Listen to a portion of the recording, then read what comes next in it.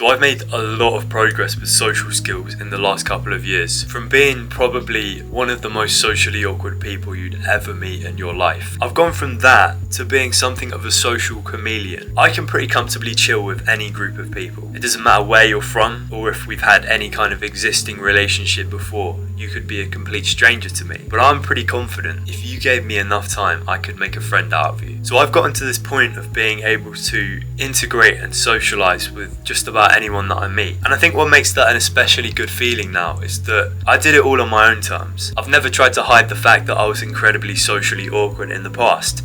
In fact, I'll hop on camera and I'll talk about that openly to you now. But I think what I'm most proud of is the fact that I achieved this transformation without having to change who I am on a fundamental level. I never suppressed aspects of my personality. I never changed for the benefit of others. I'm still the same guy. You know, I like to think even when I come on camera now, I'm not putting on some inauthentic persona. I'm just me. So even though I come from that background, even though I'm not this ultra extroverted guy, I'm not always the center of attention. Most people that I meet, I would say, generally like me. And I don't want to come across as arrogant when I'm saying that. I know that is quite a statement, but most people like me and choose to spend more time with me. Now obviously I'm grateful for that, but I don't think it's for no reason, because I have put in quite a lot of work into this one aspect of my social skills. I want to give you the secret ingredient to becoming more likable, and this is something that obviously it's not the only thing, but it will save you a lot of time and enable you to start making authentic connections as soon as possible. And not just authentic connections with people in your vicinity, like your classmates or your family. I'm talking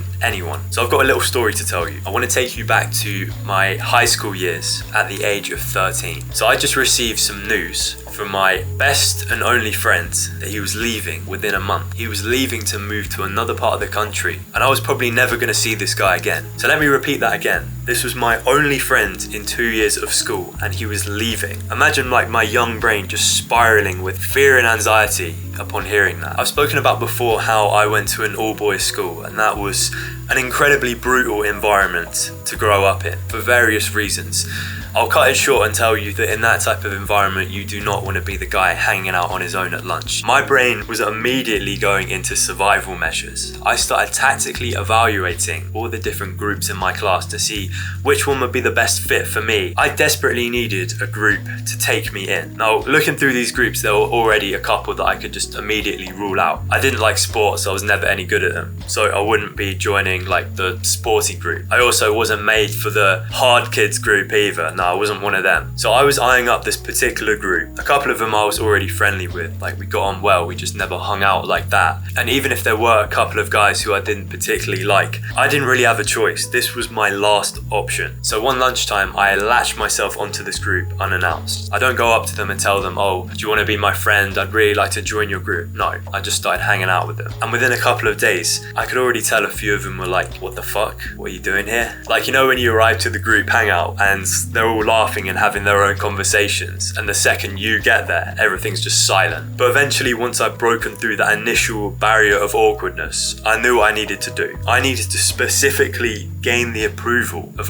2 or 3 guys in this group. You know, the guys who kind of have a bit more status in the group. They're near the top of the hierarchy. So every time I got into a conversation with these particular guys, or I don't know, made them laugh, just something like that, it was like I was keeping score in my head. It was +1 for being accepted into the group. And I went about this in some really cringe-inducing ways. I remember one of these guys was really into anime, and he was going on and on about Attack on Titan. And I heard him talking about it once, and I was like, oh my god, you like Attack on Titan? He was like, yeah, have you seen it? And I was like, no, but I've heard of it. Yeah, I've heard of it. And he was like, oh, okay.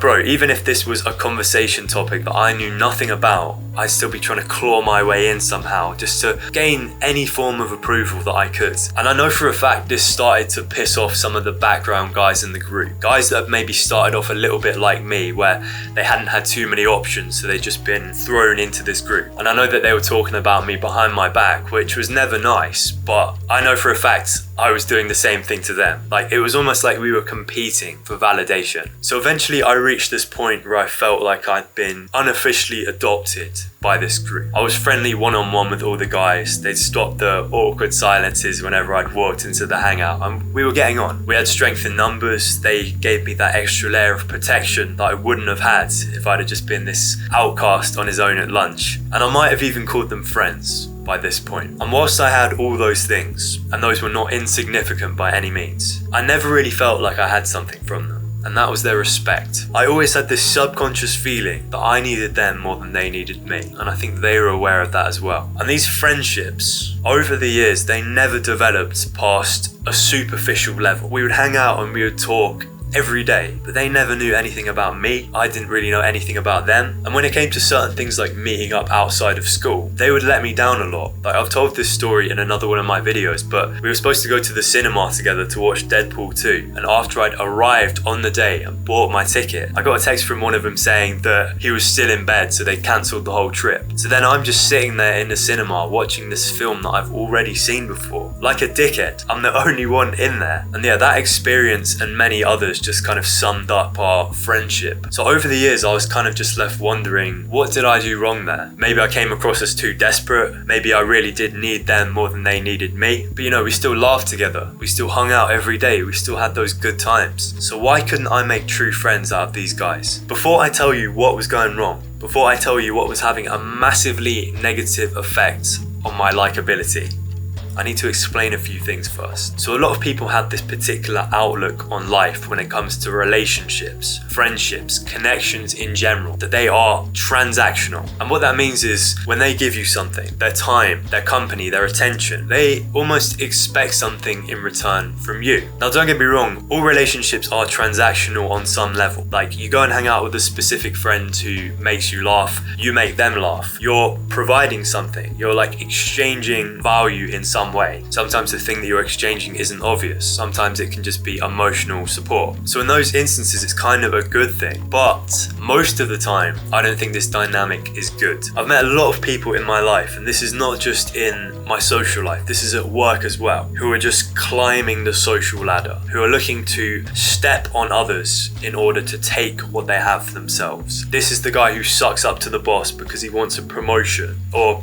it's the kid in school who's a bit too nice to the teacher because he thinks he's going to get a better grade. And I think this has had a predominantly negative effect on our society, on our culture, because this has led to people being very guarded. You know, if a stranger came up to you to just help you, just to show you a random act of kindness, you're immediately going to be a little bit on guard. You're going to be thinking, what does this person want? Do they have some kind of ulterior motive? And this is even worse for women. Like, what you'll get is a guy coming up to a girl, paying her all these compliments, telling her she's beautiful, and generally the difference between a woman responding well to that or not is in the guy's intentions. Is he being sincere? Is he paying a genuine compliment, or does he expect something in return? Some people think that the way to advance in this life is to suck up to as many people as possible, to give out all these compliments to their boss, to these random girls that they don't really mean, and then use that to get what they want. But anyone who is not an idiot can detect insincerity from miles off. It fucking reeks, and it is one of the most dislikable things you can do. And that is what this experience in school made me realize. Rather than being genuine, rather than approaching this group from a place of sincerity and wanting to befriend them, I just wanted to take. I was only interested in the protection that they could provide me. And obviously it was a shitty time for me, like I was losing my one and only friend. But think about it from their position as well. They were probably thinking, this guy claims to want to be my friend. He's laughing a little bit too hard at all my jokes. He's literally sucking up to me right now. But he doesn't seem that interested getting to know me for me. So why should I give him what he wants? And I'll talk about that a little bit more down the line. But this was one of my most important lessons ever when it came to building relationships. My ultimate priority when it comes to social skills is to be as sincere as possible in any interaction. And I think that is what makes people like me. If you want more tips on how to have a rich and fulfilling social life, then go down to the link right now in the description. Join my new Discord server. I'm trying to assemble an unpretentious self-improvement community where people can come, chill out, maybe make some new friends, but also learn how to make small but meaningful changes to their life. So if you like this video and wanted to connect with me on a deeper level, I am going to be active in that server. You will have direct access to me. But yeah, that's all from me today, bro. Have a good one. See you in the next one.